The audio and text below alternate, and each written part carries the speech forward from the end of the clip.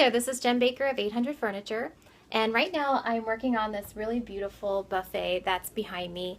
It is really solid. I've already stripped the top down to the bare wood, and now I'm getting ready to paint the bottom in Miss Mustard Seeds milk paint in the color Artissimo. It's a really beautiful navy. I ordered beautiful gold antiqued brass handles to go with it, so it's going to have a really handsome and regal look when I'm all done. Because of the style of this piece, it's a very classical, colonial, it has a very handsome sort of feel to it. The lines are very masculine. I don't want a chippy look on this piece. I want it to be opaque and full coverage, and I might do some minor distressing around the edges, maybe. And so I wanted to show you how you can achieve that look using Miss Mustard Seeds milk paint, because most of the time this type of paint, Miss Mustard Seeds milk paint, it gives you a chippy finish. Not all the time, but it lends itself to that farmhousey, sort of worn, old world kind of feel. But for a piece like this, that's not really going to match. But that doesn't mean that you can't use milk paint on it, because you can. You just have to do a couple of things first.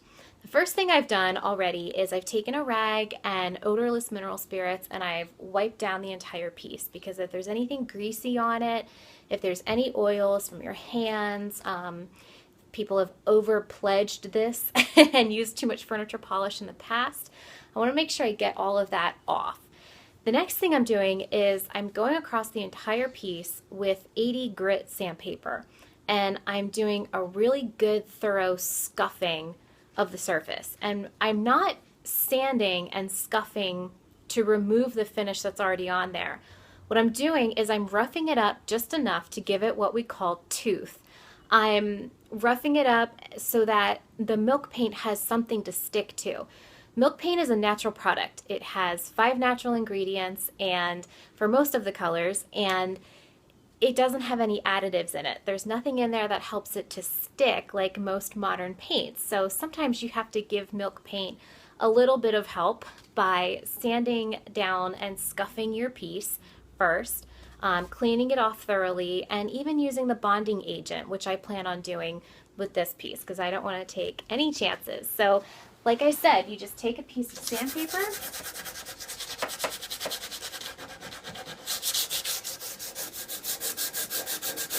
and you just go across the whole surface and you scuff it up really well. And again, you're not sanding to remove the finish. You're not hand sanding to go all the way down to the bare wood. You just want to scuff it up enough to give your piece a little bit of grit and edge to it so that the milk paint has something to stick to.